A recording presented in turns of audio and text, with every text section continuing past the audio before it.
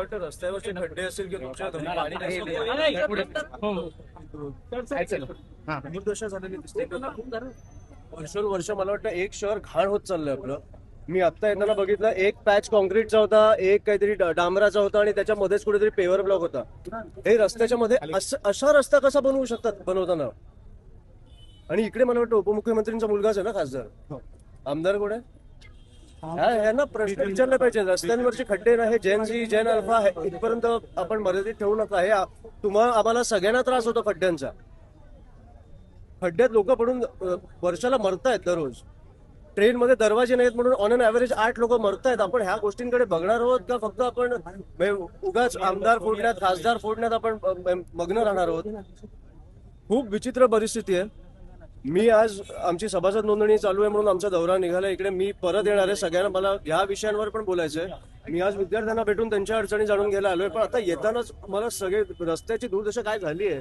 इकडे येताना मला कळलं 2 दिवसाआड पाणी येतं लोकांच्या घरी. बरोबर आहे की नाहीये? पाणी नाही मिळते आपल्याला 2026 मध्ये. बीजेपीचे प्रदेशाध्यक्ष मला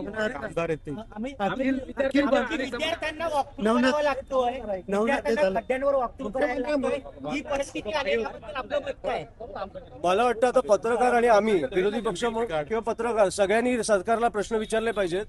हे आपण आपल्या मतांमध्ये खेळत नको राहूया. ह्याला सरकारने उत्तरं दिली पाहिजेत. कारण ह्या लोकांनी त्यांना बसवलंय, तुम्ही त्यांना बसवलंय तिकडे. त्यांची अकाउंटेबिलिटी पाहिजे, आन्सरेबल पाहिजे. अखिल भारतीय विद्यार्थी सेनेच्या परिषदेवरती टीका करण्यापेक्षा स्वतःच्या भाषा कौशल्यावरती लक्ष द्यावे असं नवनाथ बन आपल्याला सांगतात. काय त्यांना होतं?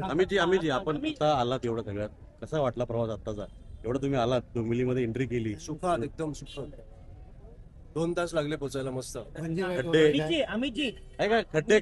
लागले. खड्डे किती लागले? मी बोललो आता. एका रस्त्यावर कॉन्क्रीट, डांबर आणि पेवर ब्लॉक, हे एका रस्त्यावर तुम्हाला कसं दिसू शकतो मला कळत नाही. तो कॉन्ट्रॅक्टर काय करतो? त्याला अजूनही कॉन्ट्रॅक्ट का मिळत आहेत? हे प्रश्न मला वाटतं सरकारला. कल्याण डोंबिवली महानगरपालिकेमध्ये सत्तेमध्ये आपला पक्ष देखील आहे. सरकार कोणाची आहे? इथे केली कल्याण डोंबिवली मधले महानगरपालिकेचे किती नगरसेवक आहेत? किती नगरसेवक आहेत? पण सत्तेमध्ये आहात ना. पण आपल्या नगरसेवकांनी देखील त्याबद्दल बोललं पाहिजे. अच्छा, मग त्यांचा आकडा आणि आमचा आकडा तुम्ही आता मोजताय. कोणाचा? जे 2014 पासून सत्तेत आहे त्याला तुम्ही विचारणार ना. आमच्या आता 4 नगरसेवकला तुम्ही आम्हाला विचारणार. हे बरोबर आहे. असं त्यांना विचारा ना कधी समोर आल्यावर. विचारतो, त्यांना विचारताना मला कधी दिसत नाही तुम्ही. 100% विचारतो त्यांना. मग विचारा पहिला आणि मग मला सांगा. आम्ही बातम्या देखील केल्यात खड्ड्यांच्या. कॉन्क्रीट रस्त्यांवर खड्डे पडतायत. म्हणजे 2 महिना बनवून झाले. हेच तुमचा प्रश्न आहे ना. हा नाशिकमध्ये पण कामं बघा तुम्ही. हे मी तुम्हाला पण सांगतो. नाशिकमध्ये जेव्हा कम्प्लीट आमची सत्ता आली, एक हाती सत्ता आली, तेव्हा 5 वर्ष एक खड्डा नव्हता नाशिकमध्ये. तिकडे पत्रकारांना सांगितलं जायचं की खड्ड्यांचे फोटो पाठवा. ते बोलले आमच्याकडे खड्डेच नाही तर पाठवू काय? इकडे एक हाती सत्ता द्या, मग तुम्हाला दाखवतो रस्ते कसे बनतात. तुम्ही आंदोलनामध्ये जेव्हा सत्ता नव्हती तेव्हा अमृता फडणवीस या खड्ड्यांवर बोलत होत्या, आरजे गाणकर होती. मात्र ते आता कुठेही बोलताना दिसत नाही. यावर आपलं मत आहे? माझं काही मत नाही. मला वाटतं हे प्रश्न त्यांना विचारा, त्यांचे प्रश्न आहेत. आता तुम्ही विद्यार्थ्यांना या ठिकाणी करायला आले, काय नेमकं तुम्ही आता सांगाल आणि कशा पद्धतीचं मार्गदर्शन करण्याची अपेक्षा आता नवीन आंदोलन झालं सगळं? मला एक प्रश्नाची उत्तर त्यालाच कंटिन्यू पण नको कंटिन्यू करू. मला ह्यांचं उत्तर देऊ दे पहिलं.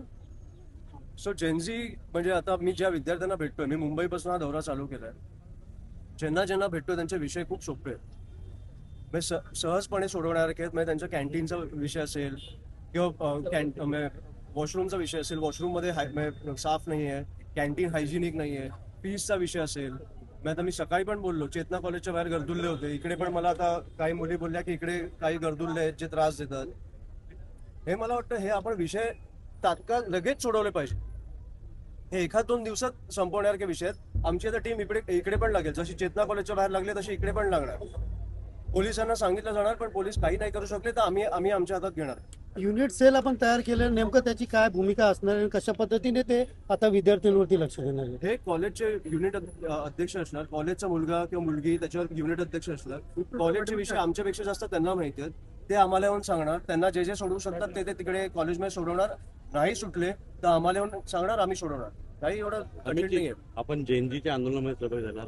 बऱ्याच प्रमाणामध्ये आपण जयंतीला समोर देखील केलं होतं, दिल्लीला देखील गेलं होतं, अभिजित दिपकेंना भेटलं होतं. एकंदर अभिजित दिपके हे व्यक्तिमत्व आणि त्यांच्याबद्दल काय सांगाल, कशा रीतीने आता हे पुढे, कारण आता बऱ्याच शाळेमध्ये जात आहेत, तिथे लावून ते फोन करतात की दुरावस्था वगैरे, तर हे त्यांनी जो पुढे आता मार्ग निवडलाय तो कशा रीतीने दिसतो? नाही, आम्ही आता कॉलेज लेवलला फिरतो तसं मला वाटतं तो महानगरपालिकेच्या शाळेमध्ये फिरतो आणि मी त्याचे व्हिडिओज बघत असतो.